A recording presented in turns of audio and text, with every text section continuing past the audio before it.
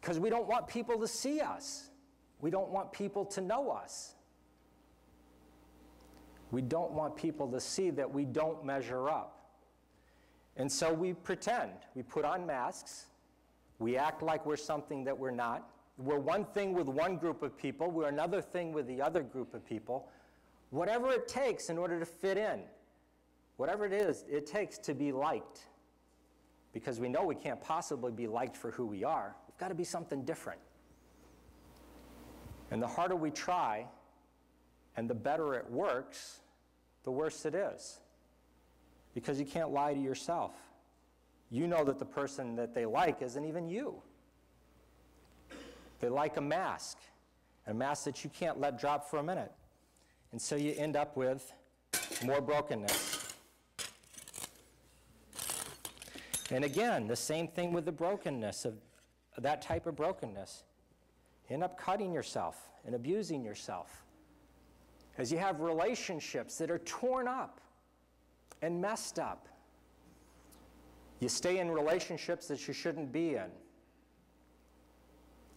You linger on with anger, with depression, with bitterness, because you won't resolve the things that need to be resolved. And you live in fear.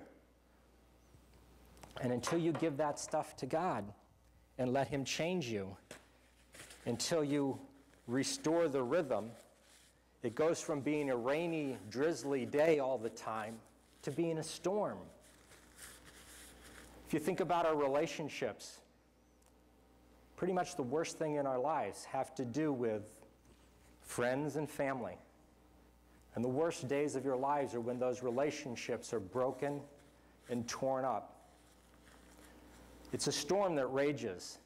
How do you find peace in the storm? How do you find control? How do you find balance? How do you find rhythm? That's what the sermon is really about. In your sermon notes it says, I'll be preaching from Psalm 51. I'm actually not going to get to that part. Sorry. Had you had the other sermon notes, you would you'd have a different set of passages. But I do encourage you to open Psalm 51. That is a great passage about reconciliation with God. It was written when David had committed adultery with Bathsheba, and he was confronted by the prophet Nathan. And he talks about, against you alone have I sinned, God. The idea that I've broken fellowship with God. I've become out of balance with God. And as a result, I'm now out of balance with myself, which leaves me out of balance with the rest of the world. So please, on your own time, go ahead and read that and go through it, and you'll see that it's an incredible prayer saying, God, know me, root out what's wrong with me, fix me, because I'm never going to be any better unless you do something about it. Fortunately, though, God already took care of the first one. We can get back in rhythm with God. In Colossians 1:20 it says, by him, meaning Jesus, God reconciled everything to himself. He made peace with everything in heaven and on earth by means of his blood on the cross. See, everything gets all murky and distorted and kind of goes crazy whenever we break fellowship with God. But God's as close as your very next thought. See, no matter how far away you feel you are from God, God's barely a breath away from you. He's already made it possible to restore that fellowship. And as that passage says, he did it through the gift of the blood of his Son. So no matter how much of your life you've poured out, and no matter how much you feel there's nothing left, God says it's okay.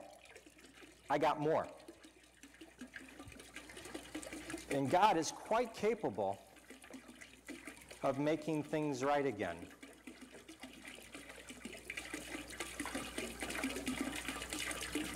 Ugh, I'm splashing too much of this stuff on me. It's going to ruin my clothes.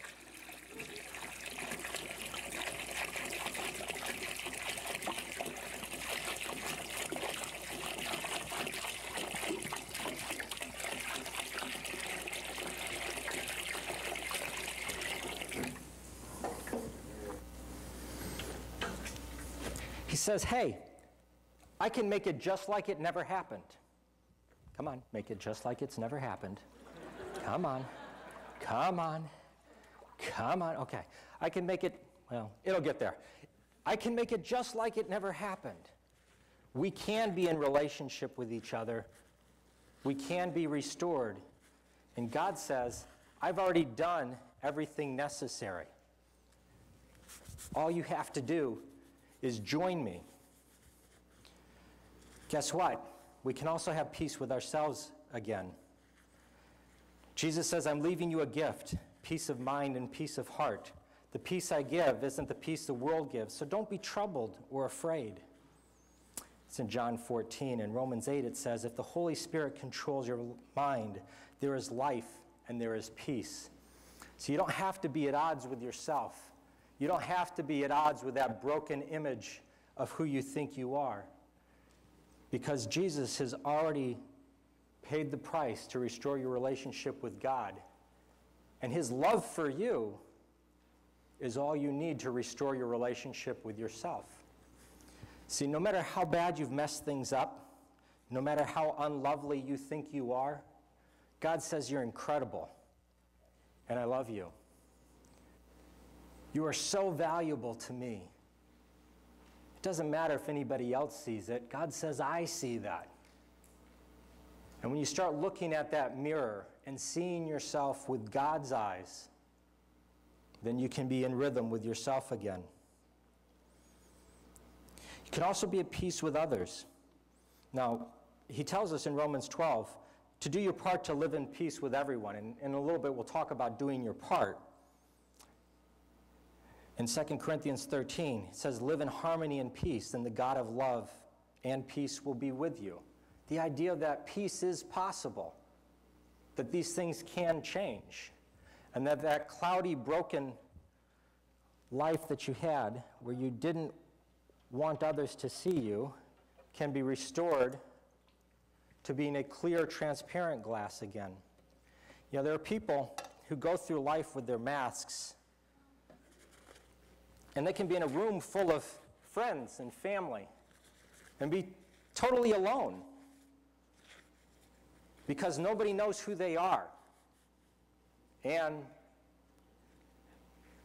the people that are around are often hiding behind masks as well.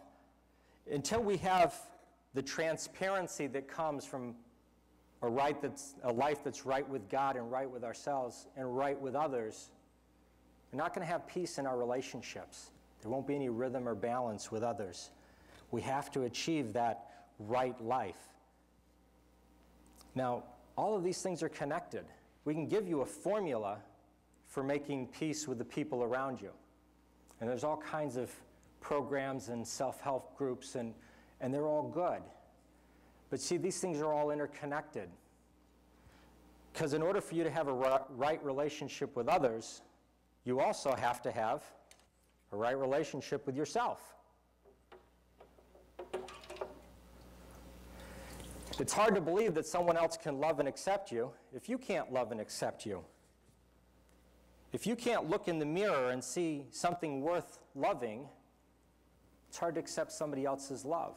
If you can't look in the mirror and see something that's incredibly valuable, it's hard for you to value others.